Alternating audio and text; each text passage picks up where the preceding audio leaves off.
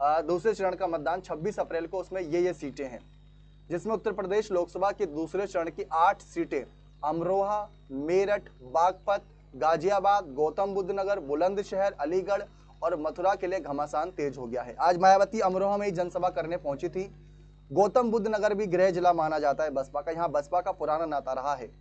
और साथ ही साथ कुछ ऐसी सीटें जहां पर इस बार जयंत चौधरी की, जैसे मेरठ, मथुरा, बागपत, इन सीटों पर उनकी अग्नि परीक्षा होगी। अब पहली सीट अमरोहा शुरुआत यूपी की अमरोहा सीट से करते हैं। तो यहाँ बीजेपी के कंवर सिंह तंवर, कांग्रेस सपा गठबंधन से दानिश अली और बसपा के मुजाहिद हुसैन के बीच टक्कर है।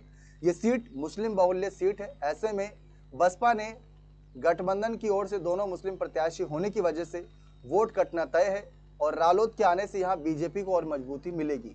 अमरोहा में यानी कि देखा जाए तो कांग्रेस के भले ही प्रत्याशी मजबूत है दानिश अली, लेकिन मायावती ने जिस तरीके से दानिश अली को आज आड़े हाथ लिया है, ये कहते हुए कि हमने उनको चुनाव जितवाया, उन्होंने विश्वासघात किया है, तो वो एक भारी पड़ सकता है, क्योंकि मायावती की बोली हर बात जनता बहुत ध्यान से सुनती है। तो अमरोहा सीट पर किसके चांसेस बन रहे हैं, इसका समीकरण भी हम आपको दिखाते हैं कि अमरोहा सीट पर फिलहाल किसके चांसेस बन सकते हैं। तो हम आंकड़ों के जरिए समझाने की कोशिश करते हैं कि पिछली बार क्या हुआ था और उससे पिछली बार क्या हुआ था। फिलहाल अगर हम देखें तो यहाँ की 5 विधानसभा सीटें हैं, इसमें 3 पर भारतीय जनता पार्टी और 2 पर समाजवादी पार्टी है। और इससे पहले अगर हम देखें तो बहुजन समाज पार्टी इन सीटों पर अगर हम देखें तो साल 1999 में राशिद अलवी यहाँ से जीत चुके हैं। फिर उसके बाद 2019 में इनकी वापसी हुई थी, यानी 20 साल बाद बहुजन समाज पार्टी की तरफ से कुंवर दानिश अली सपा गठबंधन के साथ चुनाव जीते थे। तो इस बार ये 3 प्रत्याशी, बाकी और भी कई कैंडिडेट होंगे जिनका नाम फिलहाल तो नहीं है, लेकिन 2019 में दानिश अली ने 63,000 वोटों से जीत हासिल करी थी। उसमें सपा की बड़ी भूमिका रही थी, क्योंकि सपा के अगर हम देखें 2014 में तो इनके पास टोटल वोट बैंक उस समय 33% था, जो कि 3,70,000 होता है।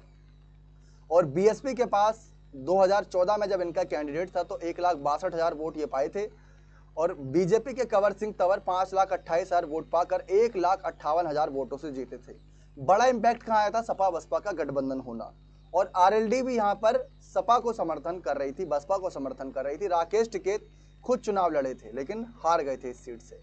तो अमरोहा सीट पर एक अच्छी खासी जंग हमें देखने को मिल सकती है। फिलहाल यहाँ पर देखें तो सबसे मजबूत दावेदारी, जैसा कि हमने आपको बताया, बीजेपी के प्रत्याशी की है, क्योंकि इस बार सपा और बसपा दोनों अलग है। कांग्रेस की तरफ से कुंवर दानिश अली लड़ रहे हैं, सपा उनका समर्थन कर रही है, इसका बहुत फर्क पड़ेगा। दूसरी तरफ बसपा भी बड़ा वोट बैंक अपने साथ लेकर छिनेगी। फिर फायदा कहां पर मिलेगा, बीजेपी के कंवर सिंह तंवर को, क्योंकि आरएलडी भी इनका समर्थन करेगी। तो वहां पर एक बड़ा इंपैक्ट पड़ता नजर आएगा। तो इस तरीके से पहला जो अमरोहा सीट है उस पर ज्यादातर कुंवर दानिश अली के जीतने के चांसेस हैं।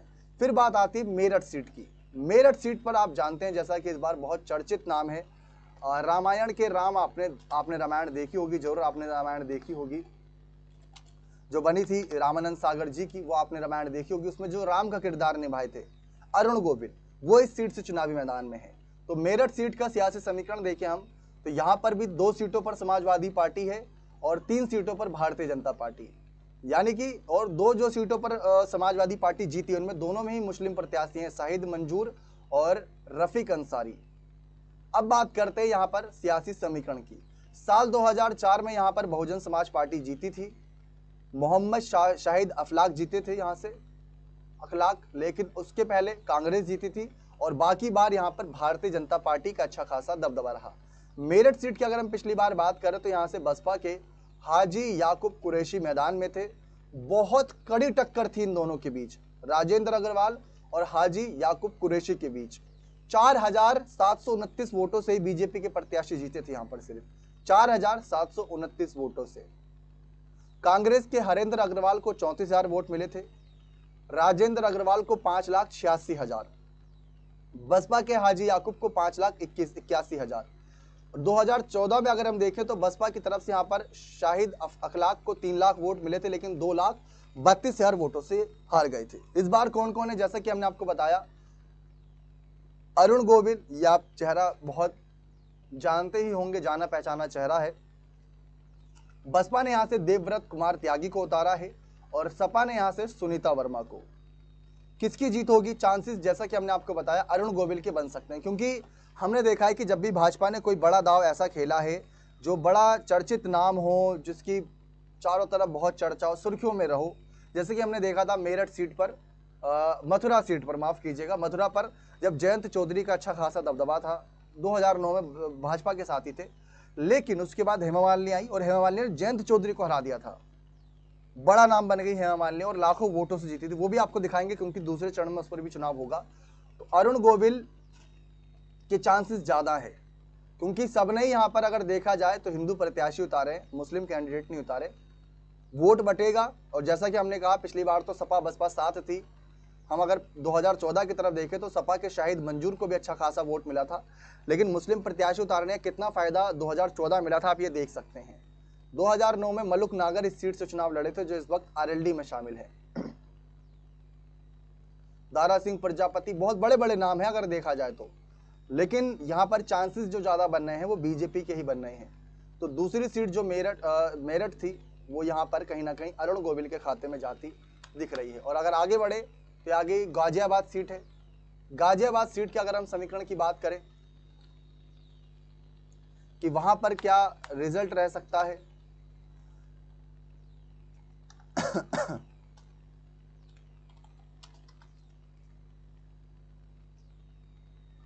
तो गाजियाबाद में अगर हम देखें यहाँ की पांचों जो विधानसभा सीट है, पांचों विधानसभा सीट वो भारतीय जनता पार्टी के खाते में है, जिसमें लोनी, मुरादनगर, शाहिबाबाद, गाजियाबाद, धौलाना सब सीटें हैं। ये सब भारतीय जनता पार्टी, यानी यहाँ से बीजेपी की बहुत मजबूत दावेदारी है।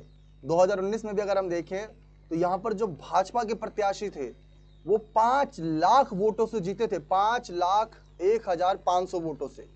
टोटल यहाँ पर जो वोट पड़े थे वो पड़े थे 15 लाख वोट टोटल वोट, और 9 लाख अकेले 9,44,000 जनरल विजय कुमार सिंह को मिले थे और 5 लाख वोटों से जीते। सपा के सुरेश बंसल को 4,43,000 वोट मिले थे, जबकि कांग्रेस की डोली शर्मा को 1,11,000। और 2014 में यहां से जनरल विजय कुमार सिंह 5,67,000 वोटों से जीते थे। यानी कि यहाँ की बनी बनाई सीट भाजपा की है, इस पर शायद मुकाबला ना हो। कभी राजनाथ सिंह भी इस सीट से चुनाव लड़े थे, ये आप चेहरा देख रहे हैं 2009 में। अगर हम ऑल ओवर देखें कि यहाँ से क्या कोई और पार्टी जीती है, तो ये पार्टी अगर परिसीमन के बाद से देखें, हापुड़ के बाद 2008 के बाद फिर ये सीट बनी है, और यहाँ से लगातार भारतीय जनता पार्टी ही पिछले 3 चुनाव से जीत रही है। और जिस तरीके से यहाँ पर विजय कुमार सिंह का एक दबदबा है,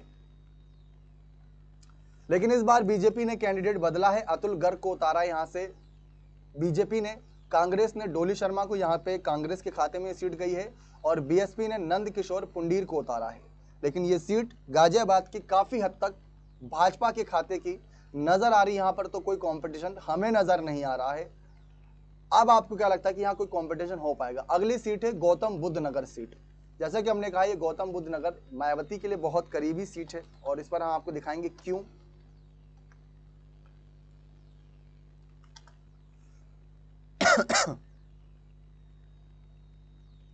लेकिन गौतम बुद्ध नगर में फिलहाल तो भाई अगर हम देखें तो भारतीय जनता पार्टी छाई हुई है। यहाँ की 5 विधानसभा सीट भाजपा के खाते में है। 2009 में सुरेंद्र सिंह नागर यहाँ से जीते थे बहुजन समाज पार्टी के टिकट से। जब ये 2008 के बाद खुर्जा सीट के बाद जब ये कहीं ना कहीं संदर्भ में आई थी परिसीमन के बाद, फिर उसके बाद से भाजपा लगातार जीत रही है। लेकिन अगर हम पिछले आंकड़े देखें तो बसपा बहुत बुरी हार हारी थी। गौतम बुद्ध नगर में सतवीर नागर 4,93,000 वोट पाए थे बसपा के, और भाजपा के डॉक्टर महेश शर्मा माफ कीजिएगा 8,30,000 वोट पाए थे। तो बीजेपी के महेश शर्मा, अगर इस बार हम देखें बीजेपी ने महेश शर्मा को ही टिकट दिया है फिर से, और सपा ने डॉक्टर महेंद्र सिंह नागर को, और बीएसपी ने राजेंद्र सिंह सोलंकी को। नाम शायद कंफर्म है क्योंकि अब तो नामांकन वापिस भी नहीं हो सकते। 2014 में जब सपा बसपा अकेले लड़ी थी तो सतीश कुमार बसपा की तरफ से लड़े जरूर थे, लेकिन 3 लाख 4 लाख वोटों से करीब हार गए थे। 2009 में यहाँ पर सुरेंद्र सिंह नागर जीते थे, लेकिन उनका जो वोट पर जो जीत का आंकड़ा था वो सिर्फ 15,000 था। इसी वजह से भाजपा ने यहाँ पर वापसी करी थी, और वापसी मोदी लहर में ऐसी हुई कि 2,80,000 वोट मिले थे यहाँ पर जीत के, बहुमत के। तो यहाँ पर हमें नहीं लगता कि कोई और टक्कर में है बीजेपी के। अभी तक हमने देखा है कि पहले चरण के बाद दूसरे चरण की जो शुरुआती 4 सीटों पर जो हमारा विश्लेषण कह रहा है, उसमें चारों सीट भाजपा के लिए बहुत मजबूत है।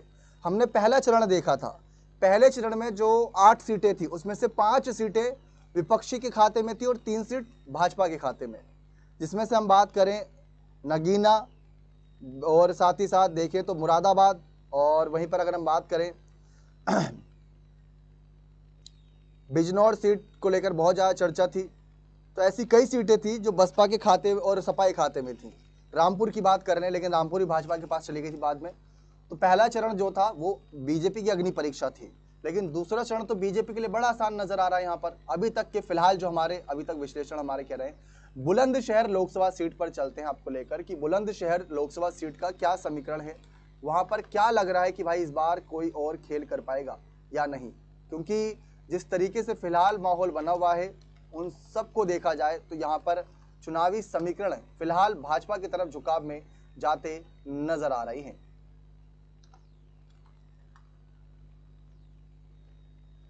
यहां की 5 सीट भी भाजपा के खाते में, अगर आप देखें भाजपा फिर भाजपा और आगे भी भाजपा, ये 5 सीट भाजपा के खाते में है। लेकिन ये सीट काफी पुरानी सीट है, 1952 से सीट से चुनाव हो रहा है। और अगर हम देखें तो यहाँ पर बीच में जनता पार्टी और कांग्रेस की पकड़ थी, लेकिन फिर 1991 के बाद से भारतीय जनता पार्टी ने बुलंदशहर में किसी और को मौका दिया ही नहीं। 2009 में कमलेश वाल्मीकि, जी हाँ कमलेश वाल्मीकि संसद चुने गए थे इस सीट से, समाजवादी पार्टी के टिकट से, साइकिल के टिकट से। अब हम देखें तो यहाँ पर बीजेपी के प्रत्याशी हैं भोला सिंह, कांग्रेस के हैं शिवराम वाल्मीकि, जबकि यहाँ पर बसपा ने अपना प्रत्याशी का नाम नहीं दे रखा है। लेकिन हमारे ख्याल से यहाँ से बीएसपी ने गिरीश चंद्रा को प्रत्याशी बनाया है। जी हाँ, वो आपको लिस्ट भी दिखाना चाहेंगे कि बीएसपी ने किसे यहाँ पर प्रत्याशी बनाया है, शायद वो लिस्ट हम आपको दिखा दें।